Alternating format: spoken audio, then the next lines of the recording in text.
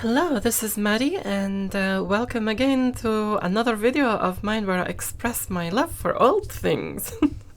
Excuse my voice in this video. I have a bit of a lung infection, chest infection, whatever it is. I'm dry coughing and having fits till the cows come home. But anyway, I had this terrible medication, this thing. It's nasty. It's absolutely nasty. Do not have it. It tastes like freaking Evo stick, which is this, and mixed with slugs. Not that I've, consumed Evo stick or slugs, but it just kind of, Evo stick smells just like this tastes. Anyway, let's continue. Today I have brought you on this side of the room to show you my hi-fi system. And no, I did not get the amplifier fixed, the Marantz one. I'm so sick of saying the word Marantz now because I've kind of been banging my head on that thing. Anyway, I didn't get that fixed yet. However, it's, as I said in the update video, it's put to the side. But I have a spare one that I used for audio editing, and it is a beautiful Technics amp. It works fine, and at least for now I can play my records and cassettes. So yeah, for now I got something. So that's good, at least. I'm grateful for that. I've been dry coughing so much and lack of sleep, so I thought I'd give the project thing a bit of a rest, because I don't think inhaling fumes of solder and flux is gonna really help me right now. I don't think so. Somehow. So excuse my voice, excuse that I sound like bleh. Anyway, at least I can show you this. Okay, let's put something on that we all know and love. And I'm sure... Help was switch the amp on. And the speakers. You can see how prepared I was for this video.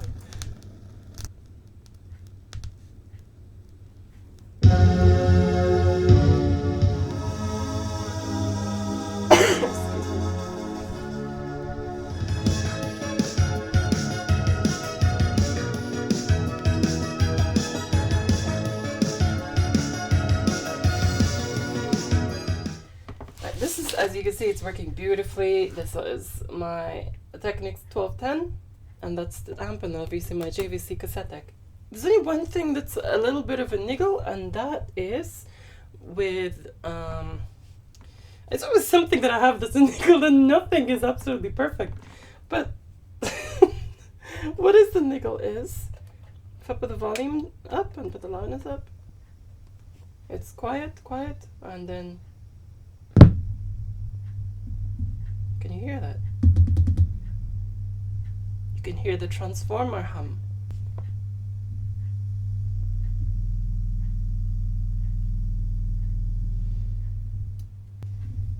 If I take the stylus off, it's gone.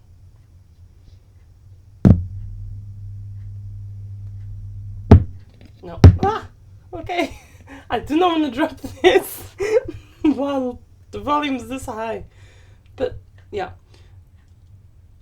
I know that that's got nothing to do with the connections or anything like this. It's got something to do with the stupid vibration.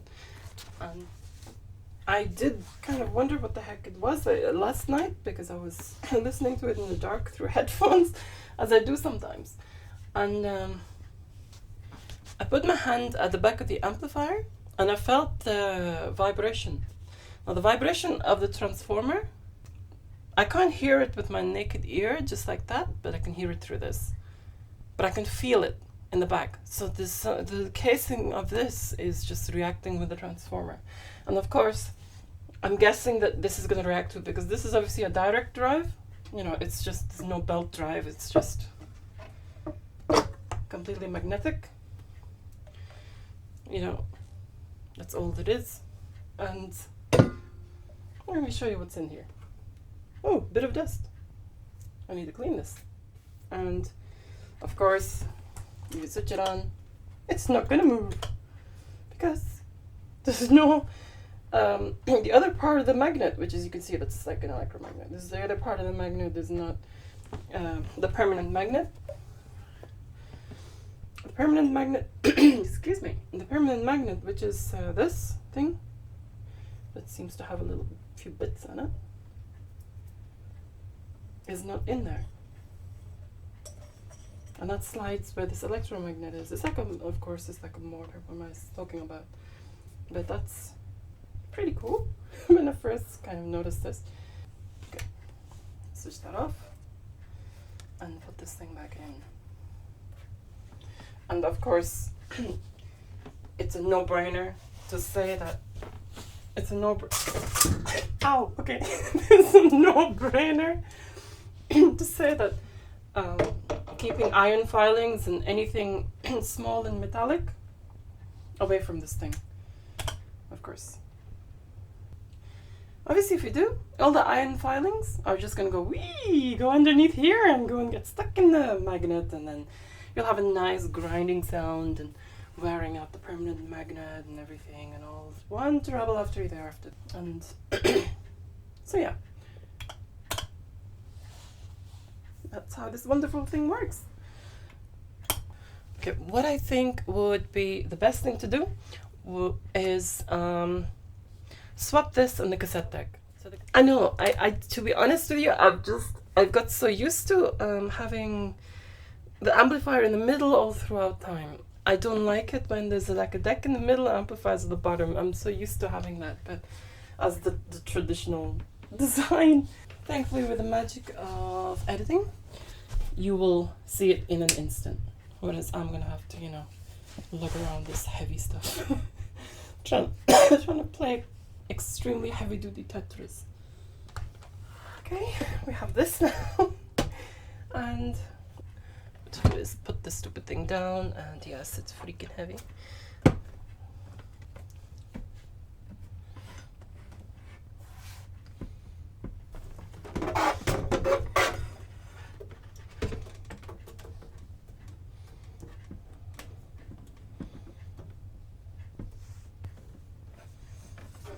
Having to connect all the stuff back together, it's annoying reaching behind. It kind of looks weird to me. I don't know about you, but it just looks weird to me because I'm just not used to it. Right, so let's put the turntable back on it and it should be fine. Right, so there we have it. What do you think? Personally, I kind of like the previous setup better.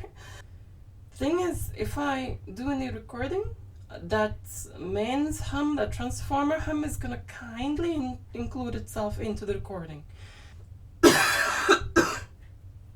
this is my box, which I kind of like an old box which I keep my 7 inches in. Let's just do this.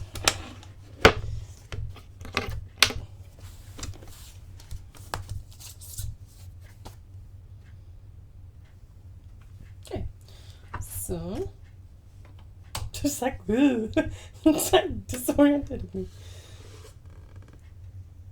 Okay, loudness is on. Okay, it's there. But yeah, it's definitely not as loud as it was. Just kind of play it and see what happens. Yeah, it's definitely gone down. For sure. Loudness on.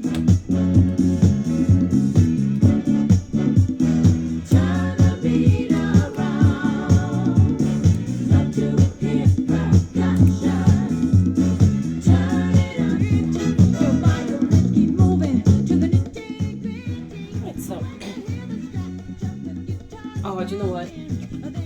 Let me test something. Let's hope the transformer hum does not disturb the recording of this. So let's kind of get... And what I will do is monitor the recording, as in pause it, record pause, that I've been monitoring it, and put the volume right up and check. I don't need to actually record anything on this one. So all I need to do is that, put this on phono, and then put this on tape 1. So that's good. What I can kind of like. Yeah, you can't see it. Right. What I'm gonna do is just put the volume up. The thing is, if I can put this down, take the stylus off, and then if it makes a noise, then it's got some new stuff happening. New interference with this cassette. Okay. That is extremely loud, and there's absolutely nothing. Great, brilliant, some good news. But the thing is, that hum is reduced. So, let me switch the light back on again.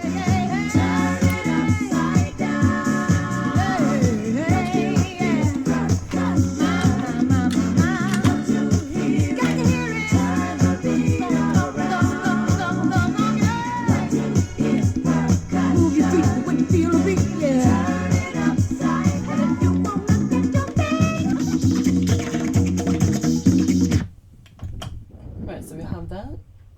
Let's try a cassette. I love this JVC cassette deck, except for the freaking eject. The eject, I've lubricated the inside part of it so much, and it worked fine. It's just, yeah. Let's try playing this. I love the touch buttons on this thing. It's just buttons, but not the piano key style. I'm playing ferric cassette.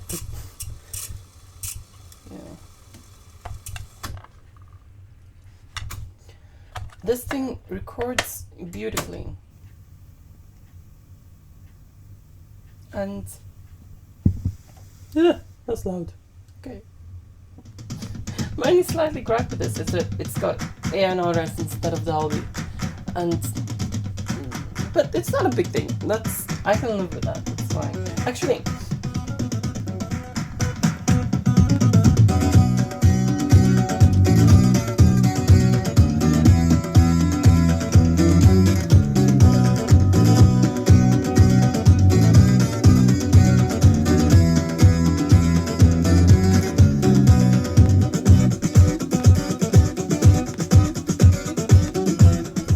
this thing was not recorded in Super ANRS or Dolby or anything like this. However, what I want to do, because in normal ANRS sounds like Dolby B to my ears, and Super ANRS does the same effect as Dolby C. It's got that extra bounce and extra frequencies, high frequencies added. What I want to do in one video, maybe a future video, is compare, since I have. Okay, so what I'm going to do in a future video is I have ANRS and Super ANRS here. I have Dolby B and C on this one, this recorder here. What I want to do is do a test to see what the difference is and if they are compatible with each other. So I'll record in Dolby and play it back in ANRS or Super ANRS and see what, So there you go. Hope you enjoyed my little video of, it seems like it's going to be a long video already, but I hope you enjoyed my video of and my hi-fi and everything like that. I miss this stuff, really I do, because it's kind of like, I miss having a corner of the room where there's a hi-fi and you can kind of, play stuff. And it's like, these days, you have to switch your computer on and click the mouse and put MP3s on and all that. And that kind of takes it away it takes the magic away from me. And to be honest, people go on about the sound, digital versus analog. I can't be bothered with this battle, to be honest. I really cannot, because I do listen to digital too. It's got its charms and advantages and all that, but at the same time, the warmer sound, this is my opinion, my humble opinion, the warmer sound of the analog, it just feels more natural. There is no, like for example, I find it the same way as having a fluorescent light. A fluorescent light in my room. I don't have one, but if I had a fluorescent light in my room, basically it flickers on and off so fast that the eyes cannot detect it. However, your brain does detect it because you get a freaking headache. So, as long as the flicker rate is extremely high, it was like the same with those CRT monitors. They used to flicker to the point where just giving you a headache or giving you eye strain, but that was flickering on and off way beyond what your eye can see. But it's like, you know, you get the harmonics, you get all that, you know, your brain is basically filling in the gaps, dealing with all that, I guess, you know.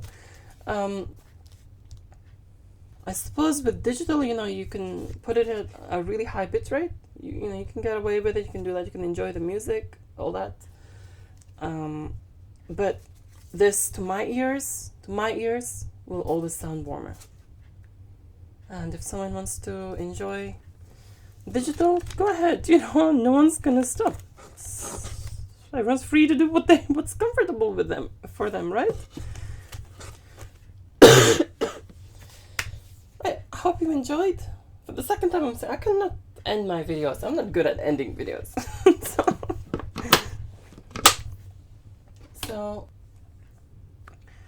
Alright, so hopefully the next video or the video after, I will continue with my project again, the part 4 of that. So yeah, take care and adios.